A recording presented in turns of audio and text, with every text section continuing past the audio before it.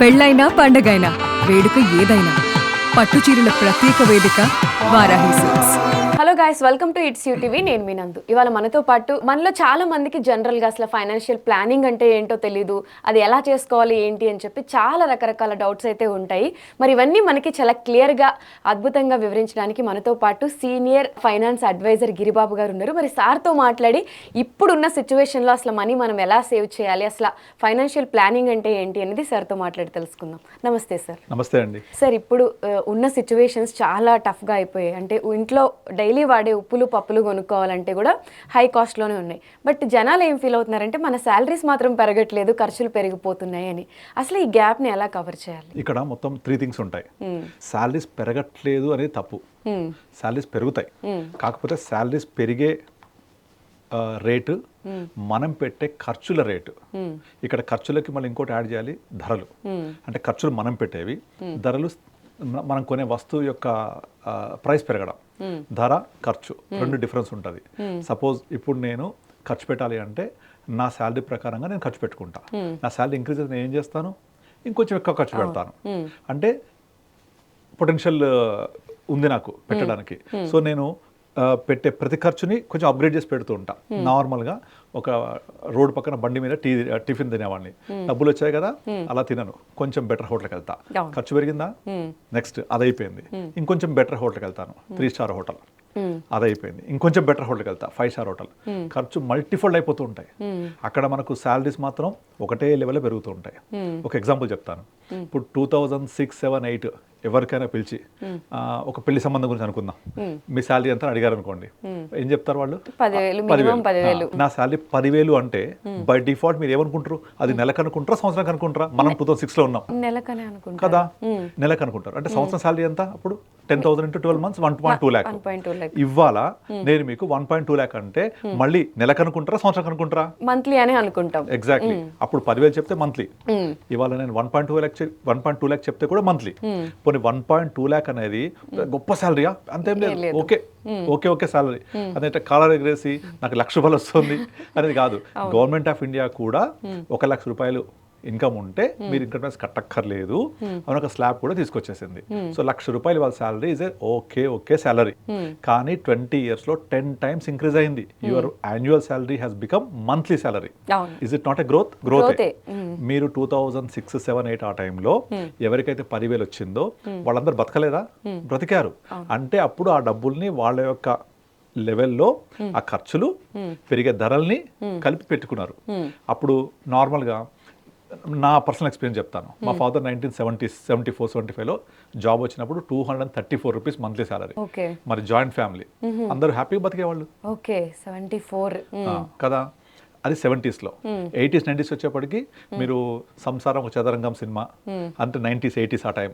అప్పుడు ఇంట్లో శరత్ బాబు చెప్తుంటారు, నేను 3,000 సంపాదిస్తున్నా అని గొప్పగా. అంటే 80s, 90s వచ్చేప్పటికి 100 కాస్త 1,000కి వచ్చింది, 2,000, 3,000. 2005, 2006 వచ్చేప్పటికి ఆ 3 కాస్త 10 అయింది కదా. 2026 అది కాస్త లక్షల్లోకి వచ్చింది కదా. సో అంటే శాలరీ పెరగట్లేదా? శాలరీ పెరుగుతుంది, కరెక్ట్ కదా. కానీ మనము అంతకంటే ఎక్కువ ఖర్చు పెట్టేసుకుంటున్నాం. ఒక 5 years, 6 years బ్యాక్ ఈ ఓటీటీ, కేబుల్ టీవీ ఇవేవి కూడా ఉండేవి కావు. ఇప్పుడు 2020 తర్వాత ఓటీటీస్ ఎలా పెరిగిపోయాయి. అసలు ఓటీటీ లేని ఇల్లు చూస్తారా మనం? అంతకుముందు ఓటీటీ అంటే ఎక్స్పాన్షన్ అంటే కూడా తెలియదు, అదేంటో కూడా తెలియదు. సో ఇప్పుడు అలా కాదు కదా, కంఫర్ట్స్ పెరిగాయి, చాలా పెరిగాయి. ఇవన్నీ దేంతో వస్తాయి? డబ్బులతోనే వస్తాయి. సో నా శాలరీ ₹1,00,000 అయితే నా లైఫ్ స్టైల్ కూడా అదే ఉంటుంది. అంతకుముందు నేను మా ఇంట్లో పనమ్మాయికి 500 ఇచ్చేవాళ్ళం, ఇప్పుడు వాళ్ళు 2,000 తీసుకుంటున్నారు. అండ్ చిన్నప్పుడు నేను చదువుకున్నప్పుడు నా స్కూల్ మొత్తం, స్కూలు, కాలేజ్, పీజీ మొత్తం కలిపి 10,000 ఖర్చు కాలే. టోటల్ కేజీ టు పీజీ 10,000 కూడా కాలేదు, less than 10,000. But today I'm spending for my each kid 1.5, 1.6 lakh. 1.5 lakh అంటే పెద్ద, అది కూడా ఎక్కువ పెద్ద ఫీజు కాదు. 10,000 కి ట్యూషన్ ఫీజు కూడా పే చేయలేము కదా.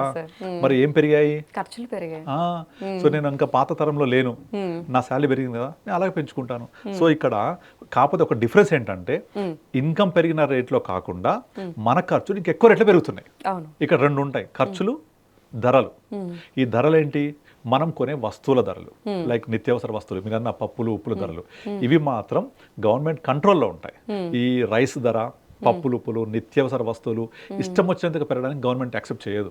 ఎందుకంటే దాని మీద రేషన్ పెడుతుంది, మినిమం సపోర్ట్ ప్రైస్ ఉంటుంది, రైతు నష్టపోకూడదు, కొనుక్కునే వాళ్ళకు అధిక ధరలు ఉండకూడదు, ఇద్దరిని కంట్రోల్ చేస్తూ ఉంటుంది గవర్నమెంట్. ఈ బేసిక్ నెసెసరీస్ ఇవి. ఇది మీద ఎప్పటికి ఇబ్బంది ఉండదు. మీరు మామూలుగా ఒక 20 సంవత్సరాల క్రితం ఇడ్లీ ఎంత ఉండేది? 3 రూపాయలు 4 రూపాయలు, ఇవాళ 50 రూపాయలు అయింది. సేమ్ మీ శాలరీ ఏమో 10 టైమ్స్ అయింది కదా. సో ఇది కూడా అదే రేట్లో పెరుగుతుంది. 4 రూపాయలు 40 రూపాయలు అయింది ఇడ్లీ, నో డిఫరెన్స్.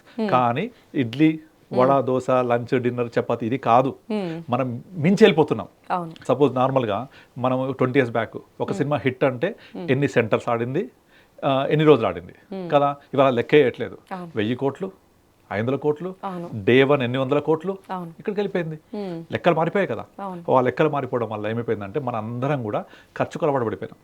నార్మల్గా ఒక 25 years బ్యాక్ ఒక ఫ్యామిలీ మూవీకి వెళ్తే ఖర్చు ఎంత?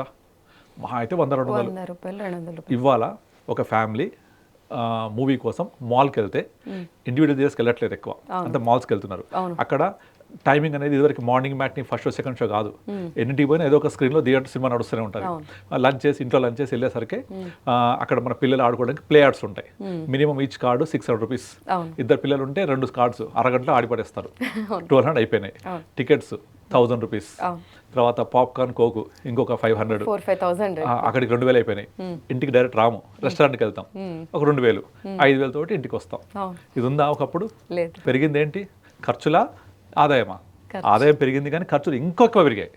తర్వాత ఎడ్యుకేషన్ ఇన్ఫ్లేషన్ మన చేయి దాటిపోయింది. తర్వాత మెడికల్ ఇన్ఫ్లేషన్ టూ మచ్, అది చెప్పక్కర్లేదు. అఫ్కోర్స్ దానికి ఒక ప్రొటెక్షన్ ఉంది, హెల్త్ ఇన్సూరెన్స్. హెల్త్ ఇన్సూరెన్స్ తీసుకుంటే మన యొక్క మెడికల్ ఎక్స్పెన్సెస్ని కంట్రోల్ చేసుకోవచ్చు. కానీ ఈ ఎక్స్పెన్స్ ఎవరు కంట్రోల్ చేయాలి? మనమే చేసుకోవాలి కదా. కానీ ఒక ఫీలింగ్ వచ్చేసింది, నేనంతా న్యూక్లియర్ ఫ్యామిలీస్ అయిపోయినాయి ఇప్పుడు. న్యూక్లియర్ ఫ్యామిలీస్ అంటే ఇంట్లో మాట్లాడడానికి అమ్మా నాన్న తప్ప పిల్లలతో ఆడుకోవడానికి ఎవరు లేరు. సో పిల్లలతో బయటికి పోవాలి, బయటికి వెళ్తే డబ్బులు ఖర్చు. ఇంతకుముందు పెద్ద పెద్ద కుటుంబాలు ఉండేవి, జాయింట్ ఫ్యామిలీస్ ఉండేవి, మనుషులు ఉండేవాళ్ళు, మాట్లాడుకునే వాళ్ళు చాలా ఉండేది కదా. ఆ ఎంటర్టైన్మెంట్ అంతా బయటే వెతుక్కుంటున్నారు ఇప్పుడు. మూవీ ఒకప్పుడు బిగ్గెస్ట్ ఎంటర్టైన్మెంట్, ఇప్పుడు movie is a part of entertainment. బోల్డ్ వచ్చేసాయి, ఇవన్నిటికీ ఖర్చులు లింక్ అయి ఉంటాయి. కనుక మనం పెంచుకున్న ఖర్చుల వల్ల ఇవి. సరే, నా ఆదాయం అలా పెరగట్లేదని కంప్లైంట్ చేస్తారు అందరూ. ఇప్పుడు వీడియో చూసే వాళ్ళు కూడా అందరూ డెఫినెట్లీ కంప్లైంట్ చేస్తారు, నా ఆదాయం పెరగట్లేదని. దట్ ఈస్ యువర్ ఇన్ఎఫిషియన్సీ నా దృష్టిలో. అయితే ఎలా అయితే మార్కెట్స్ పెరుగుతున్నాయి, ఎలా అయితే మన ఇండియా గ్రో అవుతుందో, ఆ గ్రోత్ స్టోరీలో మనము పార్టిసిపేట్ చేయాలంటే create your own 25th hour, earn your own income, because you have increased your expenses. అది ఖర్చు ఎవరు పెంచుకున్నారు? మనమే కదా. మరి పెంచుకున్నప్పుడు ఆదాయం పెంచుకోకుండా ఆ ఖర్చులకి ఇన్కమ్కి మధ్యలో కొట్టుకుంటూ ఉంటారు. సరిపోవట్లేదని ఇబ్బంది పడుతూ ఇబ్బందికర జీవితం చేస్తుంటారు. ఓకే, శాలరీ వచ్చిన రోజే ఇట్లా ఉంటే then what about your retirement planning? ఉండదు, ఆ స్పృహే ఉండదు. ఎంతమంది అడిగినా కూడా రిటైర్మెంట్ ప్లానింగ్ అనేది లాస్ట్ ప్రయారిటీ. నారు పోసిన వాడు నీరు పోయిపోతాడా అనే టైప్లో 50 సంవత్సరాల తర్వాత అదే అయిపోద్ది. కానీ వాళ్ళు కళ్ళు తెరిచి అర్థం చేసుకొని, నేను 45 దాటిపోతున్నాను, నా జాబ్ గ్యారంటీ లేదు, పిల్లల ఎడ్యుకేషన్ కంప్లీట్ అవ్వలేదు, వాళ్ళ సెటిల్మెంట్ అవ్వలేదు, నా జాబ్ పోతే పరిస్థితి ఏంటి చూస్తున్నాం కదా మనం ఇవన్నీ. నా జాబ్ పోతే పరిస్థితి ఏంటి, లేకపోతే నేను రేపొద్దున రిటైర్మెంట్ అయితే ఎట్లా బతకాలి, శాలరీ వస్తేనే ఈ ప్రాబ్లమ్స్, రాను రోజు ఇంకా మల్టిపుల్ అవుతాయి. సో దీనికి ఏం చేయాలి? వాళ్ళప్పుడు ఖర్చుల్ని కంట్రోల్ చేసుకోవాలి, ఉన్న డబ్బుల్లోంచి కొంచెం ఆదాయం కొద్దిగా సేవింగ్స్ చేసుకోవాలి, అంతే కదా. That's only way. లేదు ఇలాగే ఉంటా, నేను వచ్చిన డబ్బులు సరిపోతలేదు అంటే ఎవరు కంప్లైంట్ చేస్తున్నారు? You are complaint your self. So increase your income or reduce your expenses, make some savings. You have to live with in the limits. Otherwise గట్టిగా చదువుకొని పెద్ద పెద్ద ఉద్యోగాలు చేసి ఎక్కువ సంపాదిస్తే ఈ ప్రాబ్లమ్స్ ఉండవు. లేదు కదా, you have to adjust your self, keep own your planning. లేదు అంటే ఎక్స్ట్రా వర్క్ చేయి. నాకు తెలిసిన ఒక క్లయింట్ ఉన్నాడు, పాపం అతనికి చాలా అప్పులైపోయి తను మొత్తం అప్పుల చట్టంలో ఇరుక్కొని ఒక అప్పు తీర్చడానికి ఇంకో అప్పు, credit card loans, loan apps, because into unorganised sector కుదరక ఖర్చులు తగ్గించుకోవడానికి టెన్షన్స్ వచ్చేసి పొద్దున 4 o'clock లేచి ర్యాపిడో చేస్తాడు. యాక్చువల్లీ మంచి ప్రొఫెషనల్ ఉంటాడు అతను, కానీ అలాంటి వ్యక్తి ర్యాపిడో కూడా నడుపుతున్నాడు పొద్దున. నేను ఎందుకు మన పొద్దున అవసరమై బుక్ చేస్తే, సో ఇతను వచ్చాడు, నువ్వు ఏం చేస్తున్నావు అంటే నాకు షాక్ అయింది అసలు. అరే అంత మంచి జాబ్ చేస్తున్నావు, శాలరీ 60,000 వస్తున్నాయి, ఏంటంటే సరిపోవట్లేదు. ఏమెందుకు సరిపోవట్లేదు అంటే ఖర్చులేనే. ఆ ఖర్చులకు ఏం చేసావు? అప్పులు చేసావు, అప్పులు తీర్చాలి, తప్పదు మరి. 4 o'clock లేచి 7 దాకా వర్క్ చేస్తాడు, ఉన్న కార్లో తిరుగుతుంటాడు ర్యాపిడో లాగా. తర్వాత 7 to 9 రెడీ అయిపోయి ఆఫీస్కి వెళ్ళిపోతాడు. మళ్ళీ శనివారం మాత్రం ఫుల్ ర్యాపిడో. మరి అలా చేయాలి, అదే నేనేమి తప్పనట్లేదు. అది he's creating your own his own సరిపోవట్లేదు అన్నప్పుడు ఆల్టర్నేట్ ప్లాన్ అంతే చేసుకోవాలి. Create your own 25th hour. Okay. That's all. If you don't create your 25th hour, reduce your expenses. That's all. That's the only solution. దీనికి ఏం solution ఉండదు ఇక. ఇలా గనక చేసి సేవింగ్ చేసుకోకపోతే imagine your post retirement life. చుక్కలు కనపడతాయి. మన చిన్నప్పుడు మన పేరెంట్స్ అందరు కూడా గవర్నమెంట్ జాబ్స్, జాబ్ స్టెబిలిటీ, ఒక ఇంట్లో కిరాయికి వచ్చే అవకాశాలు, ఖర్చులు ఇంత ఉండేవి కావు కూడా.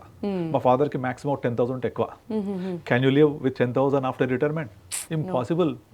దెన్ దీనికి ఎవరు బాధ్యత వహించాలి? మనమే. ప్లానింగ్ ఎవరు చేసుకోవాలి? మనమే. That's all. That is only solution. Common గా ప్లానింగ్ అనేది తెలియక నిజంగానే మేము అందరం అలానే అనుకుంటూ ఉంటాం, డబ్బులు సరిపోలే అనేది.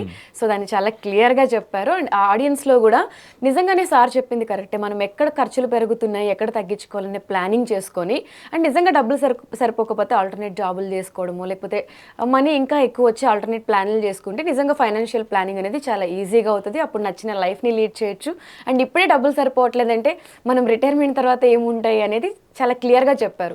సో ఈ వీడియో చూసిన తర్వాత మనకు అర్థమైంది ఏంటి అంటే, ఇప్పుడు మనం సేవింగ్స్ చేస్తేనే ఆఫ్టర్ రిటైర్మెంట్ తర్వాత హ్యాపీగా హార్ట్ మీద చేసుకొని ప్రశాంతంగా పడుకోగలుగుతాము.